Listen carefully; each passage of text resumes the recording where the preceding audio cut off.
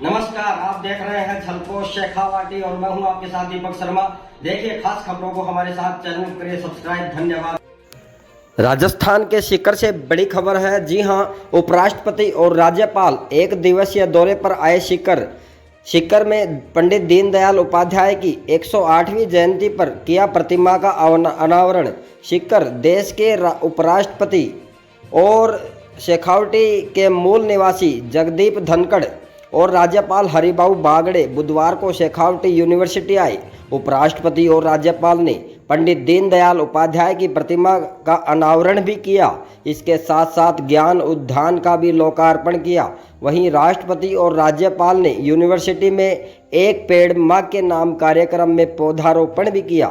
उपराष्ट्रपति और राज्यपाल के यूनिवर्सिटी पहुंचते ही कुलपति डॉक्टर अनिल कुमार रॉय ने शॉल ओढ़ाकर प्रतिमा भेंट करके स्वागत सम्मान किया। कार्यक्रम में डिप्टी सीएम प्रेमचंद बैरवा भी मौजूद रहे। उपराष्ट्रपति जगदीप धनखड़ ने कहा कि हमें पंडित दीनदयाल के आदर्शों को अपनाकर सोच और दर्शन को समझना चाहिए। राष्ट्रहित और देश सेवा को निजी और राजनीतिक स्वार्थ से ऊपर रखें। ऐसी कोई भी स्थिति नहीं है कि हम राष्ट्रहित और देश सेवा से कम आके यदि कोई ऐसा करते हैं तो उनकी कभी सराहना नहीं करनी चाहिए, चाहे वह देश में हो या बाहर। हमारे देश को नुकसान पहुंचाना चाहता है वह हमारा हितैषी नहीं हो सकता। देश की आज़ादी को हमें समझना पड़ेगा। आज़ादी हमें बड़ी मुश्किल से मिली है। उन्होंने कहा कि नवयुवकों को कहा कि आपातकाल का काला खंड कभी मत भूलिए। इसी को दृष्टिगत रखते हुए संविधान दिवस 26 नवंबर को मनाया जाता है। आप उसकी गरिमा को समझिए कि आपातकाल के समय हमारे साथ क्या क्या हुआ था, कितना बड़ा खिलवाड़ हुआ था, हमारा देश कहां से कहां पहुंच गया, कितने अंधकार में चला गया और कितने लोग जेल चले गए थे। और जगदीप धनखड़ ने इस दौरान अनेक बातें कहीं। उपराष्ट्रपति और राज्यपाल के सीकर आगमन पे प्रशासन भी काफ़ी मुस्तैद रहा और काफ़ी संख्या में लोग आए। देखते रहे पत्रकार दीपक शर्मा के साथ झलको शेखावटी। चैनल को सब्सक्राइब नहीं किया तो सब्सक्राइब करें। धन्यवाद। स्वतंत्र भारत में जन्म लेने वाले ऐसे आदर्श पुरुष हैं जिन्होंने भारतीय परंपरा एवं संस्कृति को आधुनिक विज्ञान के साथ जोड़कर वर्तमान भारत के विकास के सभी आयामों के लिए समन्वित मार्ग प्रस्तुत किया है, जिसे एकात्मक मानव दर्शन के रूप में जाना जाता है। स्वतंत्र भारत में सर्वप्रथम दीनदयाल जी ने शिक्षा पर राज्य के व्यय में वृद्धि, सभी को शिक्षा, निःशुल्क शिक्षा, मातृभाषा में शिक्षा, अंग्रेजी भाषा की एकाधिकता से मुक्ति शिक्षा, रोजगार देने वाली शिक्षा पर बल दिया था।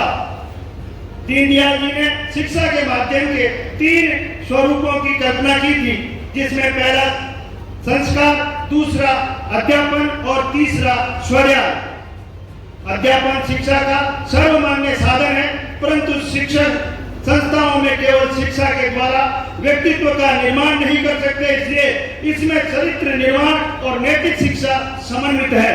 दृष्टिकोण एक स्वरूप निष्ठाओं का समावेश करने की आवश्यकता है। पंडित दीनदयाल जी उपाध्याय जी की शिक्षाएं और आदर्श हमारे समाज के लिए एक मार्गदर्शक है। हमारा लक्ष्य पंडित दीनदयाल जी के शिक्षा के क्षेत्र में अंत्योदय के विचार अर्थात समाज के अंतिम पायदान पर अव्यवस्थित व्यक्ति एक शिक्षा का लाभ पहुंचाना चाहिए।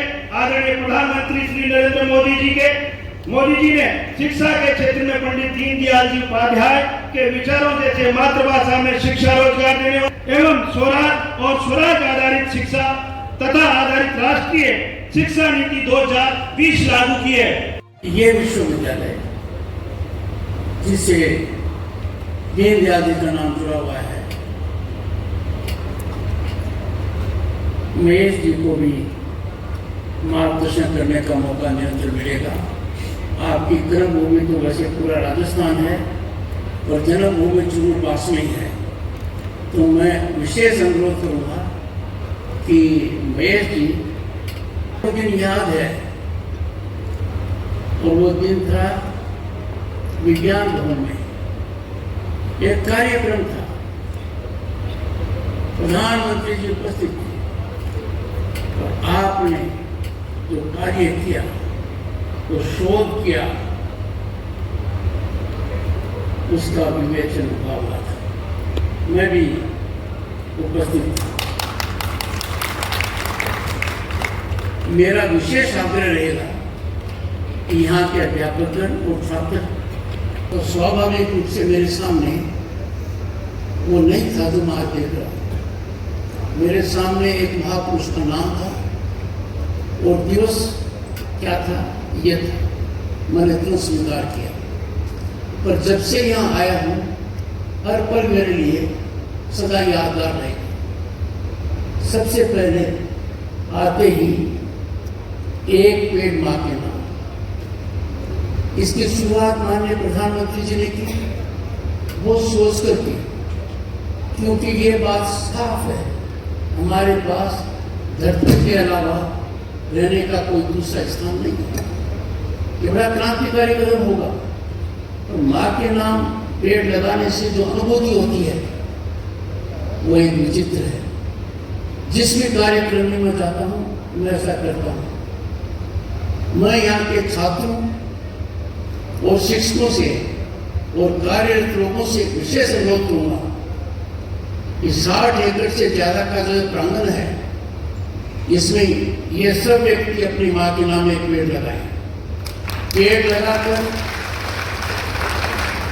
उसका सर्जन भी करें और इसमें तकनीकी सहयोग भी संस्थाओं का ले लें कि कौन सा पेड़ यहाँ ज्यादा ठीक रहेगा और किस तरीके से इसका विकास हो पाएगा। दूसरा जो पल मेरे सामने आया, कभी सोचा नहीं था